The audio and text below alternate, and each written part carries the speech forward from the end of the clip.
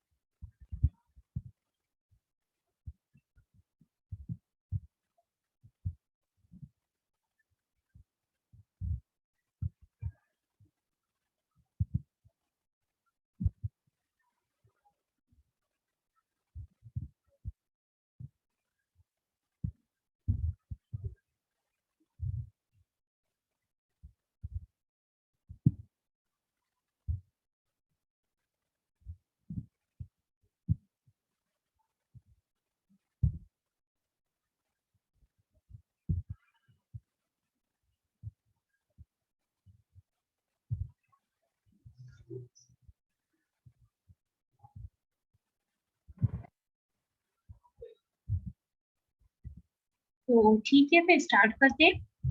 Last lecture हम लोगों ने जहाँ पे खत्म किया था वहीं से ही अब हम बात करते हैं एमएम प्रपोजिशंस की। मिलर और मोदिग्लियानी ने 3 टाइप के प्रपोजिशन दिए रिगार्डिंग देयर हाइपोथेसिस।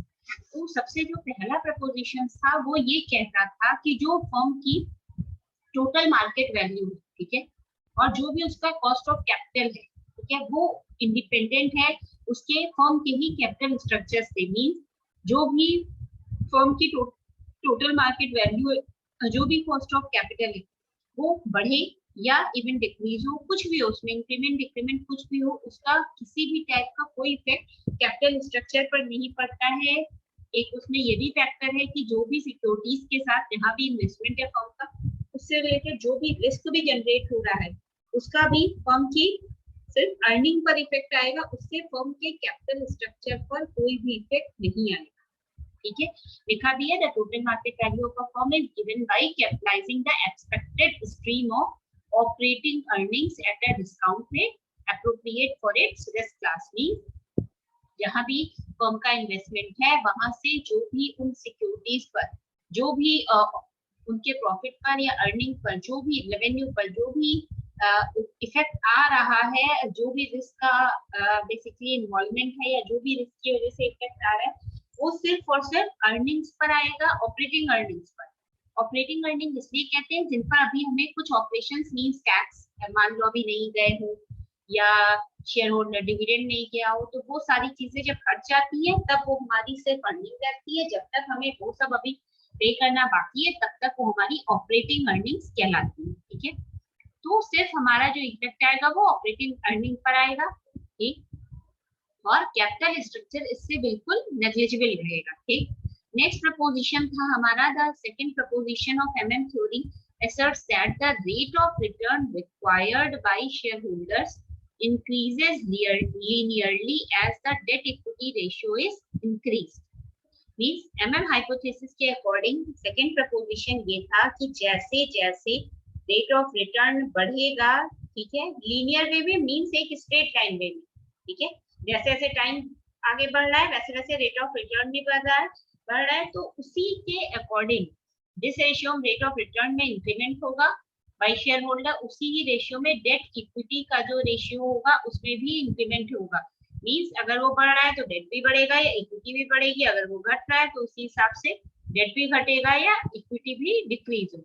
ठीक है, मींस क्या इसका इन शॉर्ट क्या कहने का मतलब है कि the cost of equity rises exactly in line with any increase in gearing to precisely offset any benefits conferred by the use of apparently cheap debt. Means जो हमारा रेट ऑफ रिटर्न का या जो हमारी कॉस्ट ऑफ कैपिटल होती है एक straight line में बढ़ेगी, मींस लीनियरली लिखा है, वो एग्जैक्टली उसी तरीके से इंक्रीज करेगी या डिक्रीज करेगी जिस तरीके से हमारे जो भी बेनिफिट्स है उन पर जो भी हमने अपने डेट से बेनिफिट्स ले रखे हैं, जैसे वो डेट इंक्रीज करेगा बेनिफिट्स के फॉर्म में, या इक्विटी है वो तो इंक्रीज ही करेगी, उसी के हिसाब से हमारा जो भी रेट ऑफ रिटर्न है वो भी इंक्रीज करेगा. ठीक है. नेक्स्ट थर्ड है हमारा थर्ड प्रपोजिशन. इसके अकॉर्डिंग जो ओवरऑल कॉस्ट ऑफ कैपिटल होती है it is the cut off points for all investment decision. ठीक है. Means cut off point mean जो भी हमारे इन्वेस्टमेंट को लेकर रिगार्डिंग आवर फर्म, जो भी हमारे इन्वेस्टमेंट को लेकर जो भी उसके फर्म के एंड से डिसीजन लिए जाते हैं वो सारे डिसीजंस में जो भी फर्म की ओवरऑल कॉस्ट ऑफ कैपिटल होती है वो कंप्लीटली अनअफेक्टेड होती है, चाहे हमारी फर्म में किसी भी टाइप का मिक्स हो, चाहे डेट फर्म हो हमारी या इक्विटी फर्म हो या फिर डेट इक्विटी मिक्स हो. This implies a complete separation of investment and financing decision of the firm. इसका मतलब ये होता है कि जो तीन टाइप के डिसीजन होते हैं, चाहे वो फाइनेंसिंग हो या इन्वेस्टमेंट हो, दोनों को ही फर्म के एंड से सेपरेट रखा जाता है. ठीक है. मींस आपकी फाइनेंसिंग किसी भी टाइप की हो, डेट हो, इक्विटी हो, उसका आपके इन्वेस्टमेंट पर किसी टाइप का कोई भी इम्पैक्ट नहीं आएगा. तभी कहा गया है कि जो ओवरऑल कॉस्ट ऑफ कैपिटल होगी वो आपके फर्म का जो टाइप है वो किसी भी टाइप की हो उससे वो फुल्ली अनअफेक्टेड रहेगी. ठीक है. ये थे हमारे तीन प्रपोजिशन. इसका जनरली इससे रिलेटेड न्यूमेरिकल्स नहीं पूछे जाते एमएम हाइपोथेसिस से. ये सिर्फ और सिर्फ मॉडर्न अप्रोच या फिर किन पॉइंट्स पर क्रिटिसिज्म किया गया है, ठीक है, एनआई और एनवाई अप्रोच ही उसके सेंस में पूछी जाती है.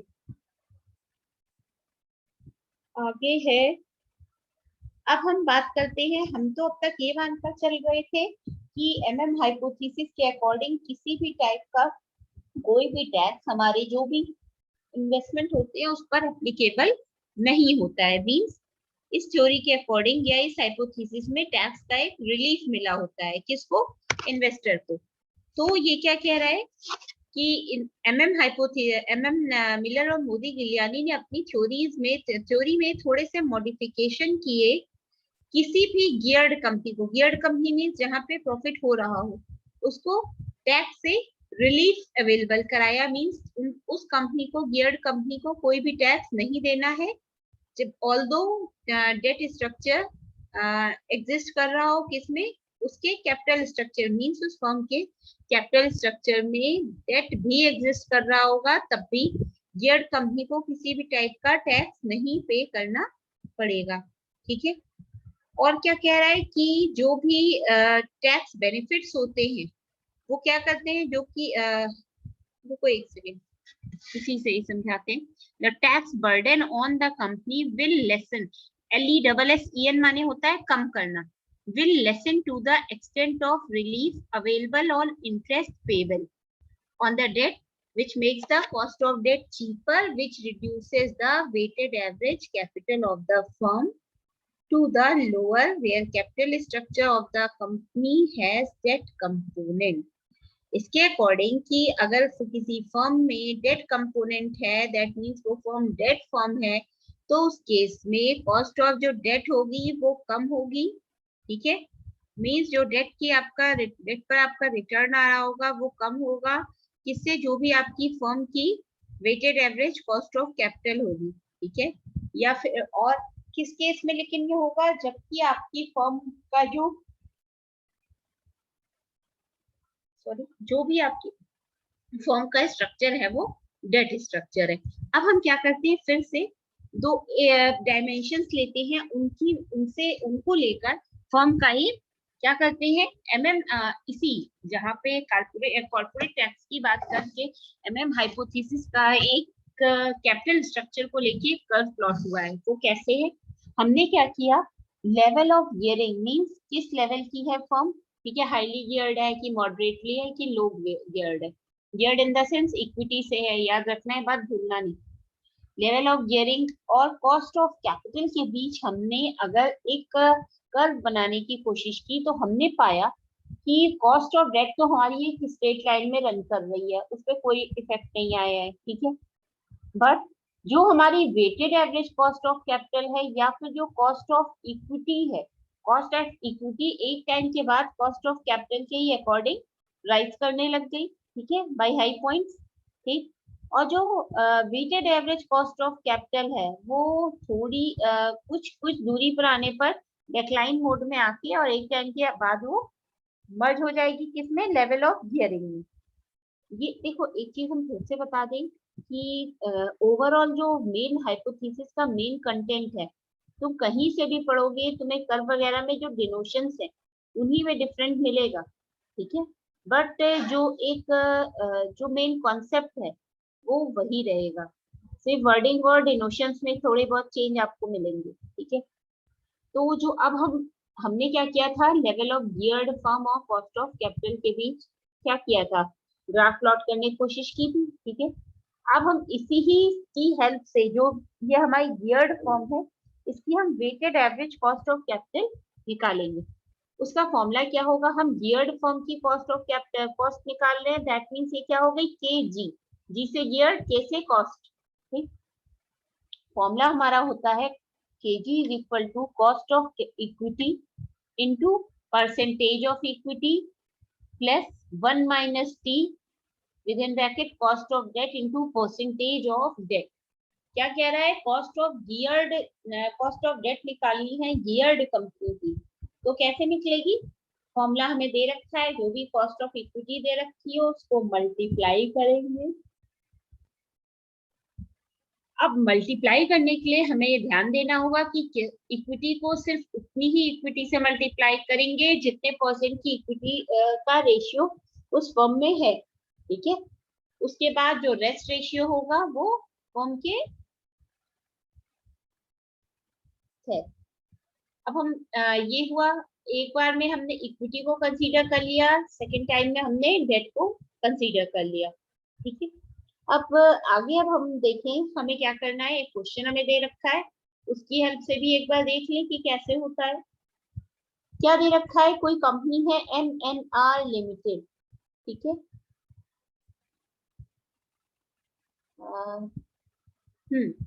क्या क्या दे रखा है, कंपनी का कैपिटल स्ट्रक्चर बस दे रखा है, किस फॉर्म में, जो सोर्सेज है वो दे रखे हैं, तो वो दो सोर्सेज हैं, वही बेसिक्स है हमारे, डेट और इक्विटी, जिन पर हमारी ये थ्योरी बेस है।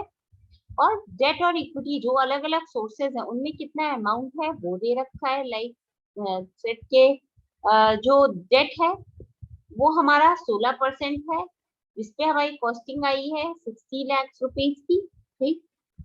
फर्स्ट ये तो हमारा डेट की बात हुई। अब इक्विटी की बात करते हैं। इक्विटी के केस में क्या है कि देखो, जो जब क्या होता है हमारा जनरली, कैसे समझा सकते हैं, बहुत ही बेसिक सी चीज है, खैर देखते हैं अभी पता लगेगा।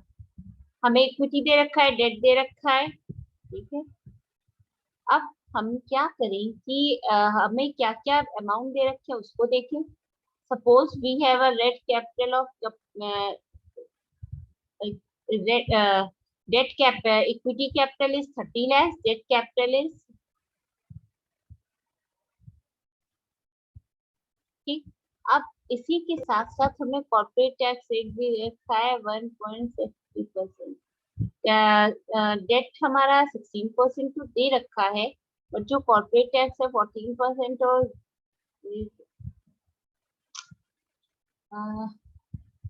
कॉस्ट ऑफ इक्विटी हमें दे रखी है 24% की, ठीक है। और ऊपर क्वेश्चन में डेट दे रखा है कितने परसेंट का, तो हाँ 16% का, ठीक है। हमें क्या करना है, एवरेज कॉस्ट ऑफ कैपिटल भी जो कैसे बोल सकते हैं, अब हम ऐसा करते हैं डायरेक्ट फॉर्मूले में ही वैल्यू पुट करते हैं, ठीक है। Weighted average cost of capital निकालनी है, कॉस्ट ऑफ कैपिटल नहीं, cost of geared, geared company की निकालनी है कॉस्ट। इसके लिए हमने क्या किया, जो हमारा फॉर्मूला था उसको देखो। कॉस्ट ऑफ इक्विटी क्या है, कॉस्ट ऑफ इक्विटी 24% है इनटू परसेंटेज ऑफ इक्विटी। अब हमारा इक्विटी का परसेंटेज देखो कितना है, 30% है, ठीक है, 30 लाख है, और डेट हमारा 60 लाख है, तो कितना हुआ, 30% हुआ। अब 100 का 30% कितना आ गया, 0.333, ठीक, प्लस फिर अब हमें निकालना है 1 माइनस टी। 1 माइनस टी हमारा आई माइनस टी, आई माइनस टी माने जो भी हमारा क्या है, इंटरेस्ट है,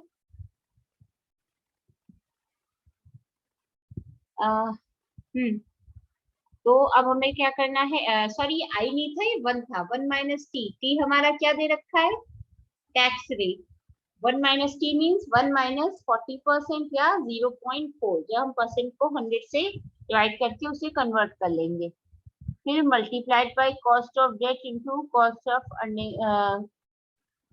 of debt into percentage of debt, ठीक। तो अब इसी को अगर हम अब सॉल्व करें तो देखो कॉस्ट ऑफ डेट हमें 16% दिख रही थी, ठीक है। अब हमें निकालनी है परसेंटेज ऑफ डेट, जो हमारा टोटल कैपिटल स्ट्रक्चर है उसमें डेट का परसेंट कितना है, 60%। 100 का 60% मीन्स 0.667, ठीक है। अब हमने क्या किया, सारी फॉर्मूले में वैल्यू रखी, जो जो सिंबल जैसे जैसे यूज हो रहे हैं उसी हिसाब से मॉडिफिकेशन सिंप्लीफाई करते हुए हम सॉल्व करेंगे। जब हमने सॉल्व किया तो हमारी देखो वैल्यू कहाँ है, ये आई है 29.4%, ठीक है। इसके हिसाब से जो एमएम थ्योरी थी उसने अज्यूम किया था जो value of the geared company है वो क्या होगी, value of geared company will always be greater than an ungeared company। Obvious सी बात है, अगर आपका क्योंकि रिस्क फैक्टर है तो वहां पे रिटर्न भी ज्यादा होगा, ठीक है। will always be greater than an associate an ungeared company with similar businesses but only by the amount of,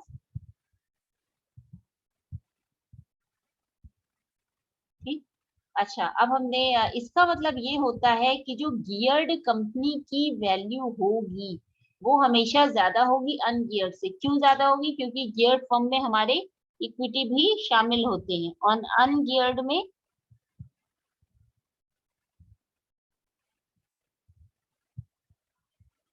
और अगर हम अनगियर्ड की बात करें तो वहां पे डेट का मिक्स ज्यादा होता है, इसलिए वहां पे प्रॉफिट भी उसी रेशियो में कम होगा, ठीक है। तो वैल्यू ऑफ गियर्ड कंपनी क्या लिखी हुई है, VG is equal to V S plus D T, ठीक।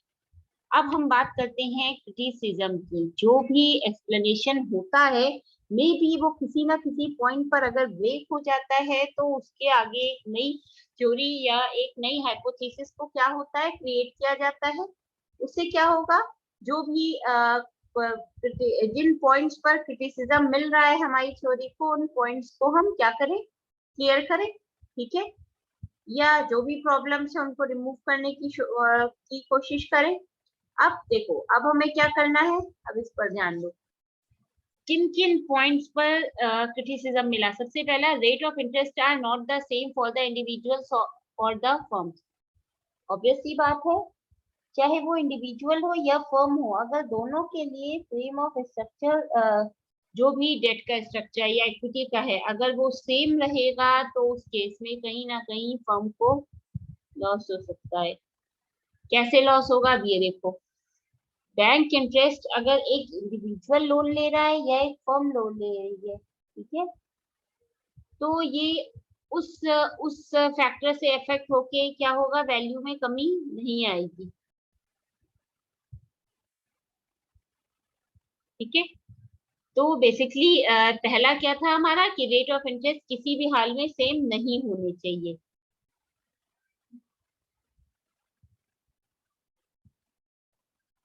हाँ, तो नेक्स्ट है, homemade leverage is not perfect substitute for corporate leverage. Obviously बात है, हमने घर पर homemade means with in the firm ऐसे मानो, हमें फर्म के अंदर जो भी प्रॉफिट हो रहे हैं, एक मिनट बच्चों, विद इन द फर्म हमें जो भी प्रॉफिट हो रहे हैं, अगर हमें खुले क्या हो रहा है, एक सेकेंड बच्चों, प्रॉब्लम है, कलर हो रहा है,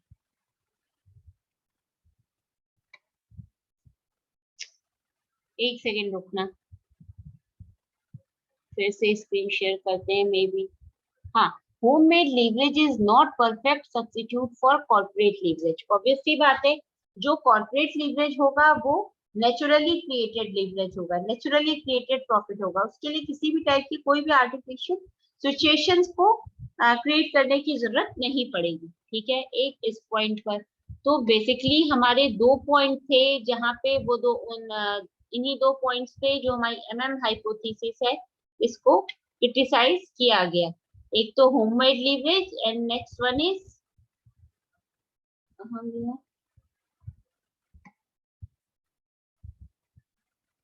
ठीक है। तो बेसिकली अब हम अगर ध्यान दें तो जो भी हमारी ये फर्म होती है, ठीक है, इसमें एक चीज ध्यान रखना, 2 चीजें निकलकर सामने आएंगी। एक तो ये कि हमारी फर्म जो है वो क्या है, एक गियर्ड फर्म है और दूसरी नॉन गियर्ड या अनगियर्ड फर्म है। ठीक है, अनगियर्ड फर्म हमारी वो फर्म होगी जहां पे हमारा डेट और इक्विटी दोनों ही क्या होंगे, कंबाइंड होंगे। गियर्ड फर्म हमारी वो होगी जहां हमारी सिर्फ और सिर्फ इक्विटी ही होगी और उसी के अकॉर्डिंग ही डिसीजन होंगे। ठीक है, अब ये हो गया।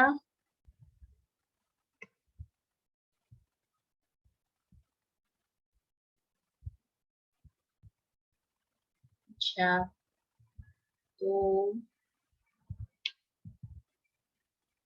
क्रिटिसिज्म और भी थे, क्रिटिसिज्म ये तो 2 थे कि नेक्स्ट हमारा है ट्रांजैक्शन कॉस्ट। एक इस पार्ट पर कि एमएम हाइपोथेसिस के अकॉर्डिंग इन्वेस्टर्स कोई भी सिक्योरिटी को बाय या सेल करें, वो इधर दे आर रिस्की और रिस्क फ्री। ठीक है, दोनों ही केस में जो भी इन सिक्योरिटीज को बाय और सेल करने में जो भी हमारी क्या ट्रांजैक्शन कॉस्ट आ रही है वो यहाँ पे शामिल होगी। क्रिटिसिज्म जिन पॉइंट्स पर हुआ था उसमें एक ये भी पॉइंट्स था कि कोई भी ट्रांजैक्शन कॉस्ट नहीं शामिल होगी, बट ऐसा नहीं है। ये बेसिक सी चीज है कि अगर हम किसी सिक्योरिटी को परचेज कर रहे हैं, सेल कर रहे हैं, तो हमें कहीं ना कोई अमाउंट पे करना पड़ेगा। ठीक, नेक्स्ट है हमारा institutional restrictions. Firm with in the firm बहुत सारे रिस्ट्रिक्शंस होते हैं। ठीक है, तो इस टाइप से भी एक्सेप्टेबल नहीं है किसी का भी। एक नेक्स्ट है corporate tax. Corporate tax obviously बात है, आपकी फर्म है, आप उस फर्म को रन करा रहे हो, तो बहुत सारे कुछ टैक्सेस आपको पे करने ही पड़ेंगे। तो ये कहना या ये मानना कि कॉर्पोरेट टैक्स को इग्नोर किया जा सकता है इन एमएम हाइपोथेसिस, तो ये एमएम हाइपोथेसिस के अकॉर्डिंग सही है। बट अगर हम ऐसे बात करें फर्म के एस्पेक्ट पर, तो कॉर्पोरेट टैक्स जो कॉर्पोरेट टैक्स का इग्नोरेंस है वो is not justful. Okay, clear है जितना भी है ये एमएम हाइपोथेसिस? बोलो बच्चों, अरे तुम ही लोगों से पूछ रहे हैं। क्लियर है? फाइन, एक बार तुम लोग बोलोगे नहीं तो हम बोल रहे हैं कि एक बार घर पे भी पढ़ के देख लेना, कुछ नहीं क्लियर हो तो बताना, कल के लेक्चर में क्लियर कर देंगे। ठीक है, हम ये क्लास अब वाइंड अप कर रहे हैं। एमएम हाइपोथेसिस हमारी कंप्लीट हो चुकी है। अब सिर्फ हमारा एक टॉपिक बाकी है, डिविडेंड पॉलिसी, और एक रिलेटेड टॉपिक है एमएम हाइपोथेसिस या एमएम अप्रोच से, वो है देखेंगे मुझे लीवरेज एनालिसिस का। ठीक है, क्योंकि लीवरेज टर्म हमने पढ़ लिया है अपनी इसी एमएम हाइपोथेसिस में, तो लीवरेज एनालिसिस क्या होती है, टाइप्स ऑफ लीवरेजेस क्या होते हैं, ये सब भी अब देख लेंगे। ठीक है, तो एक बार रिवाइज जरूर से कर लेना PDF. Okay okay ma'am. Okay बच्चों, थैंक यू, और अटेंडेंस पोस्ट कर देना क्लास ग्रुप में। ठीक है। Okay, thank you students.